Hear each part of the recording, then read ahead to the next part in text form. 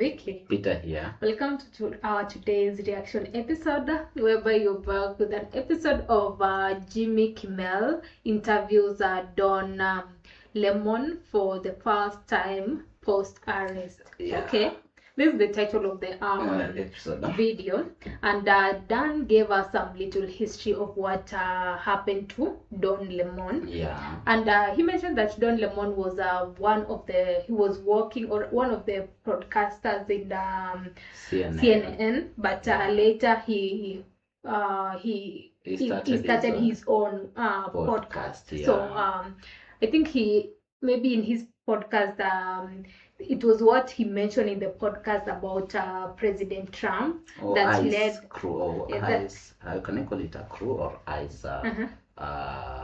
Guards, police, or ICE department. Yeah, he mentioned something about us or something that made the president to threaten that he will have him arrested, which he fulfilled. So he was kind of arrested and maybe later released. Yeah. So this is I think the interview that he had with JimmyKimmel after his release. Okay. Yeah. So let's find out what it's all about. Hope you are really excited as we do, because some few days or maybe a week before, we had done some videos about what happened to the situation. Alex, what happened to Alex in Minneapolis? Yeah, it was not Alex alone. It was Alex and the name of the lady who was shot by the that police department called ICE in Minnesota. So let's find out what this is all about with you guys. Exactly. Thank you, Dan, for this episode. You also gave me some knowledge. I never knew the meaning of CNN. Yeah, until you mentioned on this episode that it's cable networks news. Cable news networks. Cable news network. Yeah, cable network news. But I know now it's By CNN. The way, we have just gotten used to CNN. Yeah. I never knew it's a full meaning of it. So guys, thank you for tuning here. Also, don't forget to subscribe, because we do this here each and every day, bringing you good vibes from different tunes. We also do music, and also a lot of documentary exploration movies. So it's what interviews. Interviews. It's what is subscribing. Yes. And if you have any of your favorite comedy, movie of your choice, song, or any other that you'd like us to be jumping to it, do that on our Buy Me Coffee link or join our Patreon community. Both two links are on our channel description. On that description, there are also an email to reach us. By the way, in case you have an issue, you can reach us through the email. Exactly. Okay. Let's go to DonLemon. Interview with Jimmy. Our first guest tonight is a longtime TV and digital newsman who on Thursday night was arrested for committing journalism, which is a very serious crime under our current administration. Joining us now to share all the incredible details, please welcome DonLemon.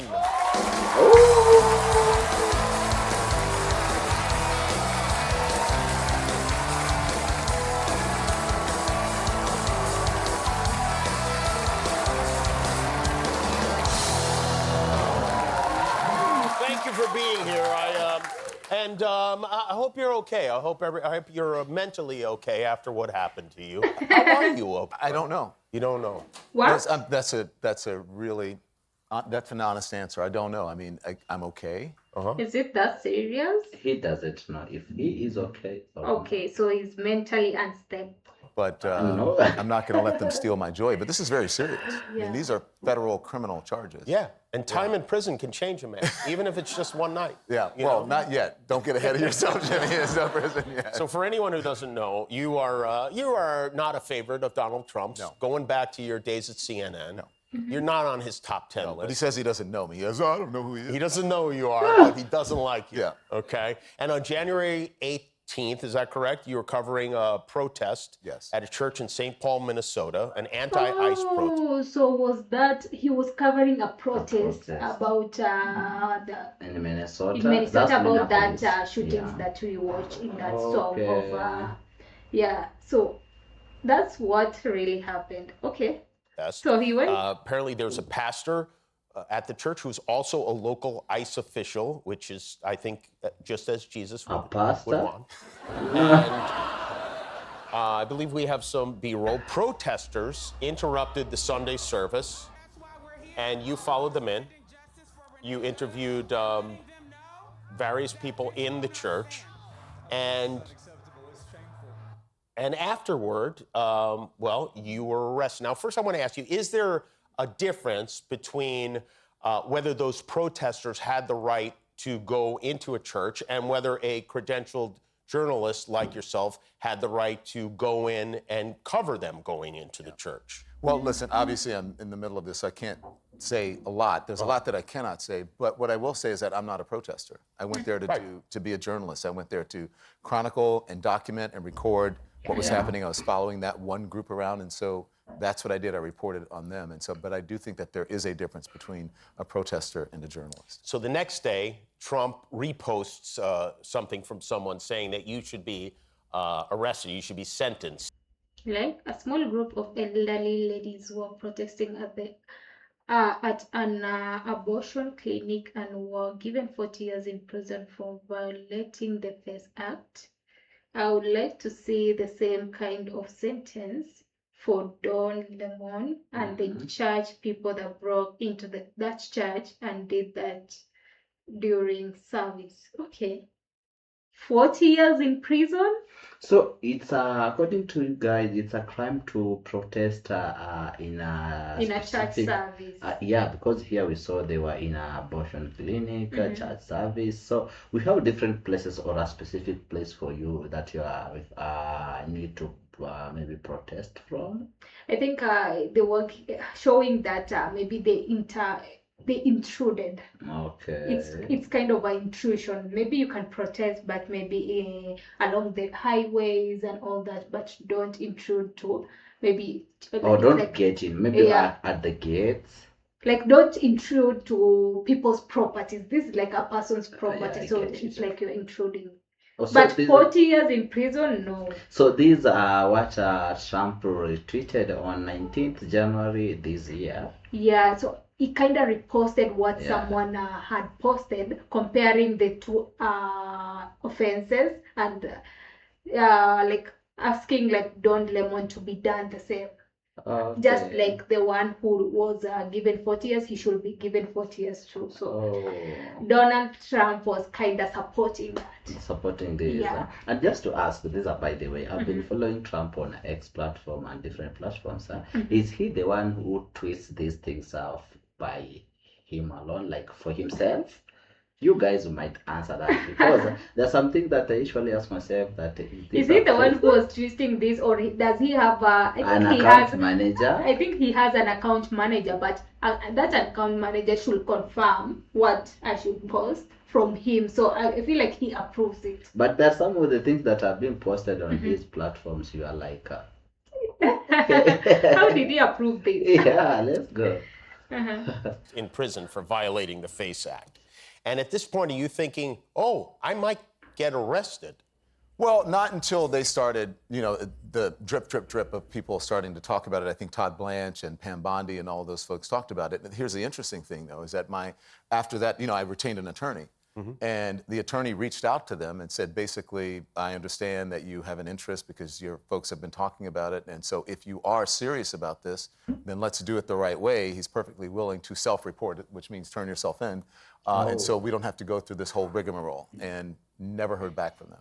That is customary in a situation like this, that someone would be allowed to turn themselves in. Yeah, people who are accused of much worse things than I am accused of doing, is they are allowed the courtesy. I mean, Donald Trump was allowed the courtesy to turn himself in when he was. That's right. He did. Yeah. And so then the DOJ goes around and tries to find, and correct me if I have any of this wrong, some judges to charge you, and the judges say, no, we're not going to do that. I think it was 2 different judges and an appeals court. I think so. It was 3 altogether. And then they find a grand jury. Right. And are you familiar with how that happens? Like, how do they find this group of people who are willing to bring charges against you? I don't know. I'm not that, astute with it, but at least I don't know the process that well. I think that's money. So it was that serious until they have to find people to come press charges because you don't have any charges. Like when someone can come and say, no, I can press this charge, just to because You of know, you money can't or something. arrest someone Without without pressing charges. exactly. Yeah, So and the president for himself can't maybe press charges on someone or the because government. yeah, because the one who press charge should be present, physically present at court, which So a president okay, can't manage that. So he maybe used money to look for tricks, someone. tactics. Yeah. Well, because I'm not an attorney, but I assume that they figure out who the folks are and they send it to them, and then they write up the indictment as to what they are, what they want charged, and then they give it to them. But you can write whatever you want to in an indictment. As I've been doing some research, you can say whatever you want, and for even if you lie about it, prosecutors can pretty much say what they want with impunity, and they don't face any sort of consequences. The activists who went into the church were arrested, and you were arrested. Georgia Fort, who's a local journalist in Minnesota, was also arrested along with you. And how is she doing?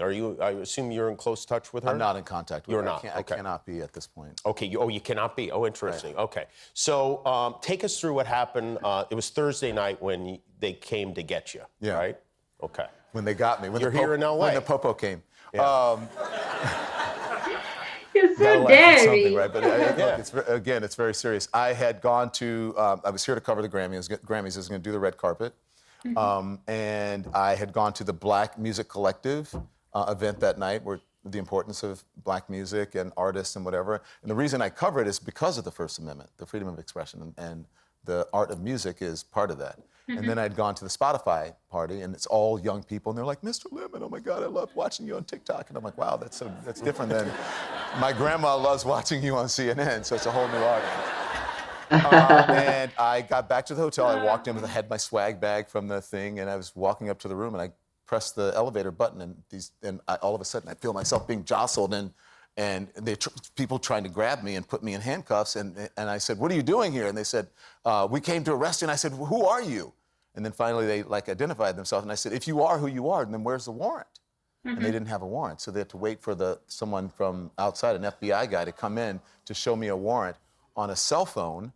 And by that time, I was like trying to, figure out what was going on to get my bearings. They dropped all my stuff. My glasses had fallen on the floor. I'm like, I can't read that. So they had to pick my glasses up, and I read it, and still, what does that mean? So, and then there was a bunch of guys, and they took me outside. FBI guys were out there. I mean, it had to be maybe a dozen people. What? Which is a waste, Jimmy. So dramatic, like dozens of people coming to arrest just one guy, and like FBI agents. To showcase how serious it was. And there are serious criminals out there who are just maybe who need walking that out attention. freely and for sure. That's so.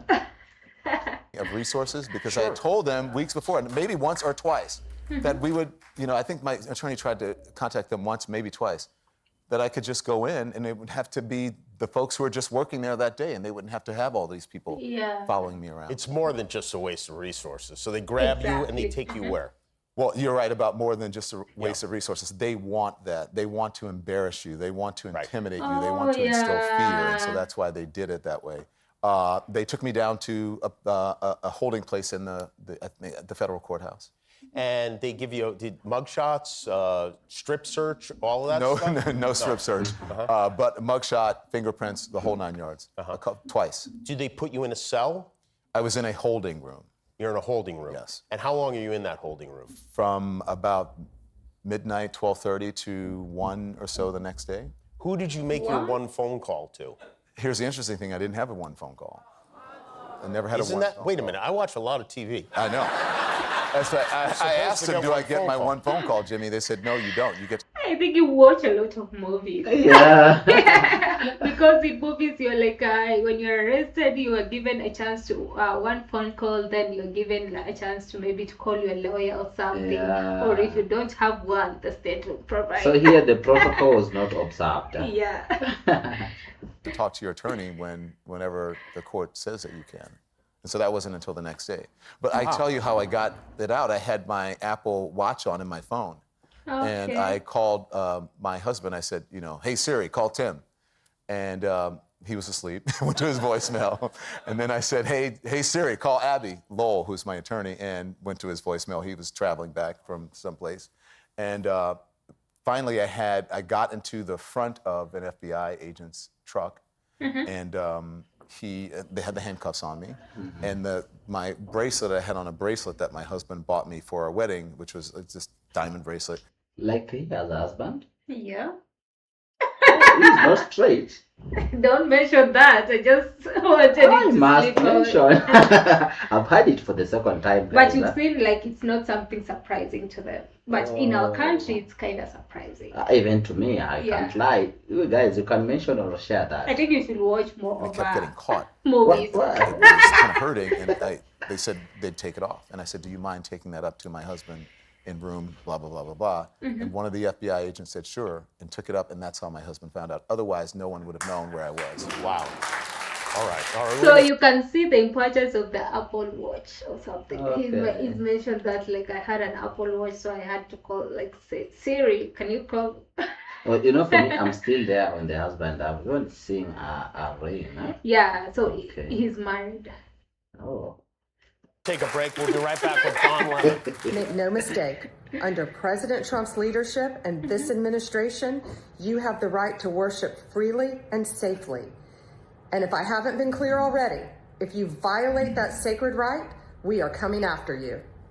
We are back with DonLemon. That is That's Pam kinda Bondi, our straight. Attorney General, lying to us, using her freedom of speech to lie. And I think it's worth noting that last year, the Trump administration made it legal for ICE agents to enter houses of worship, schools, healthcare facilities, but they're saying that it's not okay for journalists to do the same thing. I think that's What? interesting. That's ridiculous. So the ICE agent can have the freedom to interrupt and enter any schools, churches, and all that. But for journalists or for anyone, like the protests and all that, they have no right. Like when it comes to any other person, like there is that freedom of worship. You know, for me, just sorry to make it long on the pause.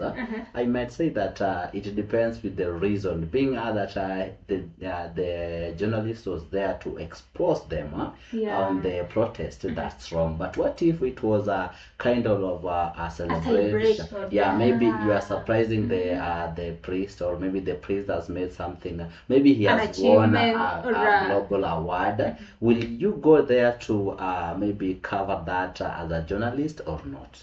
That makes sense. Yeah. By the way, it depends on if what. journalists are not allowed to interrupt, so what if it was a celebration? Like, will it still be a crime or something? Or maybe let's be keen on that. It depends on the reason. You are doing there to expose them, it's wrong. But if you're going there to advertise them on something good, I think they might approve that. Yeah. Yeah. You, while you're in custody overnight, we're talking about being in a holding cell, and what's going through your mind? Like, what are you doing? How do you pass that time? Well, the entire time it happened, I said I thought it might happen, and my attorney, called them or emailed them and reached out to them and never heard back. But the entire time I was thinking that I'm a journalist, and I just start thinking in my head, how many agents are there? Who am I riding in the truck with? Like, I wanted to keep mental notes of that. I couldn't, obviously I didn't have a phone or anything to write it down. So that's what I was doing, sort of, people count their steps. I just kept chronicling in my head, what I was doing, what I was seeing, what was happening. Every time I needed to go, because it was a holding room, every time I needed to go to the restroom, I had to knock on the door. They had to come and get me and then take me to the bathroom and stand there while I was peeing. What? So yeah, it was You bizarre. mentioned the act of courtesy that FBI agent extended to you. Were you treated well? So not by the guys that arrested me, obviously, but not all federal agents are the same. And the guys who work for Homeland Security and the FBI are not the guys that you see out there on ICE, who have 47 days of training, who are violating people's due process rights. They are completely different people. And I have always had a very good relationship with law enforcement, especially federal law enforcement, because I used to do these franchises when I was in local news called, FBI's Most Wanted, right? The Alabama's Most Wanted, or New York's Most Wanted, or whichever market I was in. And so these guys were professional, they were courteous, and they were kind. But not the original Homeland Security guys that took me in. When did you realize that this was a very, very big story? I had no idea. I had a little bit of an idea when I asked to use the restroom, and sort of early in the morning. I wasn't sure what time. I didn't have a watch or anything, so I didn't know. And so I go out, and they open the door to the room where the agents, they're housed, or their office, and there was CNN on a monitor. And on the thing I could see, former CNN anchor DonLemon arrested in Los Angeles. And I said to the guy, I said, is that happening a lot? He goes, you've been on all morning. Yeah. And he says, this is a big deal. But I still didn't, I still didn't know how big a deal it was, Jimmy. I swear to you. I walked out. My attorney said to me on the phone, finally, when I got out, he said, I've prepared a statement. You can rewrite it and edit it, but you need to deliver the statement. I'm like, deliver it to who? Like, what are you talking about? And they said, the people who are waiting outside. And so my husband and I walk out, and I see this, like, I don't know how many reporters and paparazzi and helicopters. Helicopters? Like, what? That was so big. Like, helicopter? Is that serious? Yeah, I know that they wanted it to make it that serious. So to give a statement, maybe to the press, yeah. The mistake, to acknowledge that I did a mistake or something. When you're out, the press must. I think the press has that norm of asking you your whereabouts. Yeah, are you like, where have you been? How have you been? So his attorney had to prepare a speech for him. Okay. Yeah. And I asked my husband, I said, what happened with the channel today? Because I was concerned about, that's my livelihood and my channel and my viewers. And he said, the channel's been going all day. We have your Monique Presley, who is an attorney and a friend, and other folks who were filling in for me. And they said, every journalist that you know has been calling in and coming on the show, and it's been going for about 9 hours. You got a lot of support from your fellow journalists. And I want to thank everybody for all of their support, especially the journalists, especially the people out there. I mean, it's been amazing just walking down the street or wherever I am, and people will say, they're good to see you. It's good to see you. I said, yeah, it's good to be seen. But it's a lot of support. Trump said this is the best thing that ever happened to you. Did you want to thank him for this? No, he doesn't know who I am, remember? He's never seen me before. But he has sent some people to just arrest him. Yeah, he doesn't know who he is. He knows that. Oh, that's interesting. What? But I love the support he got from the fans and the journalists and all that. Like, wow, that was really amazing of them. And you know how Trump speaks. And like many with his tone. recently freed prisoners, you went right to the Grammy Awards events, like a young Suge Knight. You attended the... Well, I was in Los Angeles, and what my attorney said is, live your life. You were there to cover. What I did not do, I didn't cover, because I thought it was a little odd. Well, you were the news then, yeah. Yes, right. And it was a little odd for me going, hey, what dress are you wearing? Or, who do you think is going to win Best Artist? So, but I was there because, again, I believe it's freedom of expression, and I think artists are extremely important for us at this time, just as I think journalists are as well. A couple of weeks ago, this reporter named Hannah Nathanson of the Washington Post... Her house raided or searched. The FBI went to her house, and I feel like it didn't get much attention at that time. Because people are afraid. And look, I have lots of great friends who work in corporate media. But corporate media has been neutered right now. They are afraid. And that's the reason I'm so happy with what I do, because I'm closer to the ground. I've always been, even when I was in corporate media, I wanted to be on the scene. I didn't want to be on a tripod when they call them sticks. I'm like, no, I want to be mobile. I want to get out and talk to people. As I do now, I'm a man on the streets. It's like, that's kept me relevant in this time, because I go out and I just talk to people. Sometimes I do it live. I never know what they're going to say. Some people hate me. They go, I don't like you. You're stupid or whatever. But all of it, I'm here. I'm doing it because it's closer to the ground, and I think that right now we don't need the gatekeepers. We don't need the people saying, well, careful what you say, because we need access to the president, and we don't want to lose this interview for the morning show. Oh, by the way, that's the mistake with corporate. Like, you know, when they maybe they tend to get some small benefits from the government and all that, so they always protect their space. They don't want to ruin anything for themselves. But when you work for yourself, you're free to do anything. Like if it's bad, it's bad. It's good, it's good. Like no time for sugar coating and all that. Yeah, that's true. Or, you know what I'm saying? Or we need to get our mergers and acquisitions done in Washington, so don't piss off the president or he might sue us.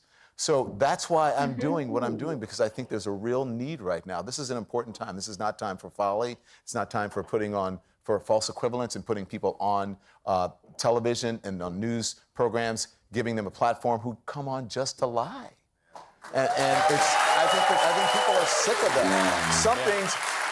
Some things are objectively bad, Jimmy, and you don't have to, just because you say something critical of Donald Trump or a Republican, it doesn't mean that you have to go and say something, oh, well, you know, the Democrats or Joe Biden.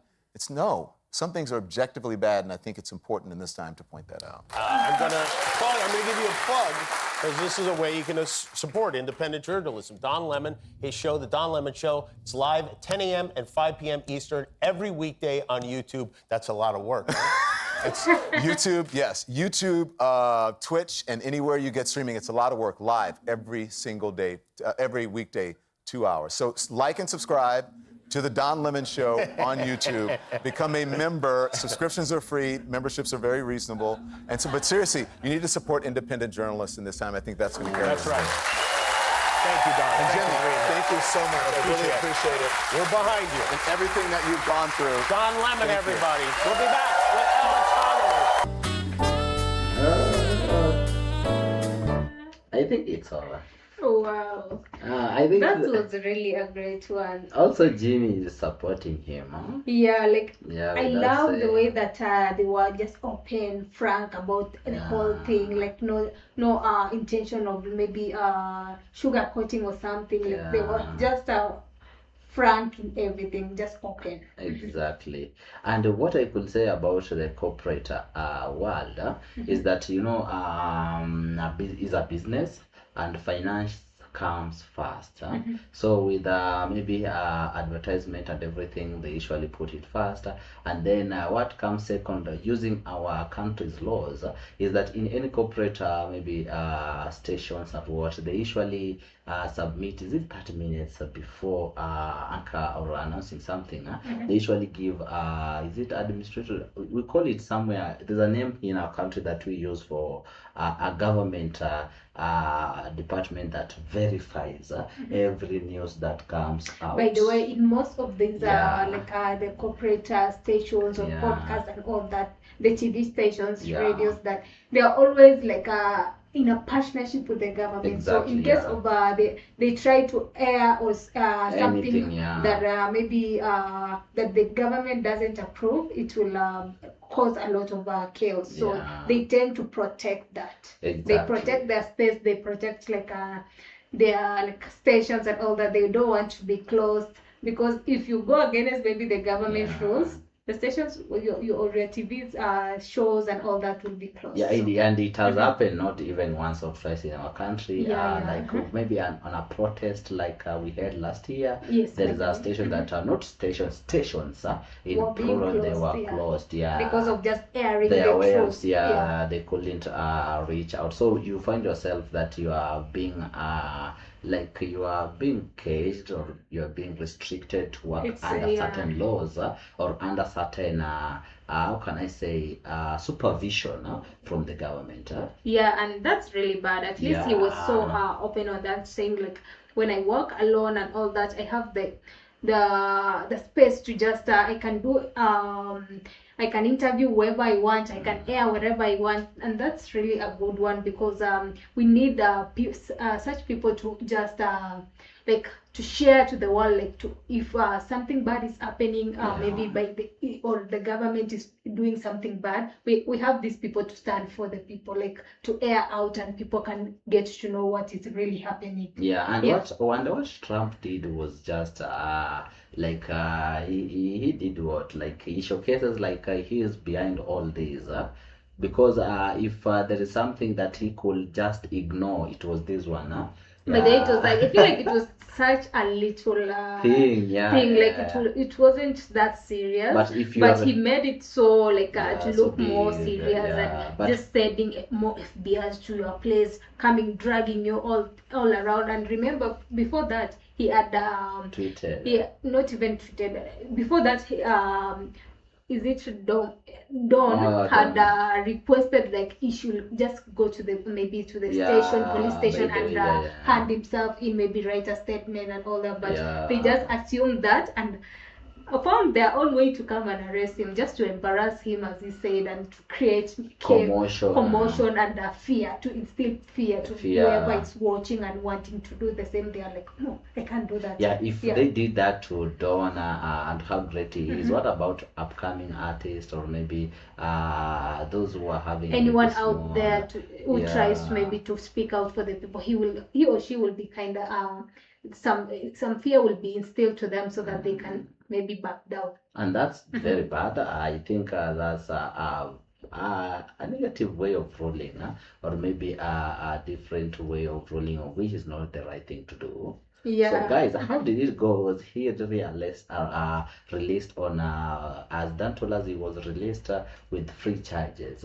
Later he was released. Okay. Of course, good. I think after that's why he came to the show, like, but he's kind of restricted now, and he feels like it definitely affected him mentally and all that. And that's say that the ICE and Trump's crew achieved what they wanted. Exactly. Because on sharing also you could see here he was avoiding. He was kind of precise. He was precise, avoiding such a direction to take on that conversations, and that's what they wanted. Exactly, just to instill fear and make you fear, not try that again. But and to minimize on what he shares next. Exactly. And that's too sad. But I hope maybe as maybe days go by, maybe people will tend to find their justice, and maybe things will become better as time goes by. Otherwise, we hope you all the best. Share your thoughts on these genuine thoughts. We have posted some of the questions that we would like you to answer, so share that in the comment section. Thank you, Dan, for this episode, guys. Thank you for watching with us. This was really a great one. We really had an amazing time getting updated and all that. This was really thoughtful of you, so thank you guys for your time as well. See you soon. We out. Bye bye.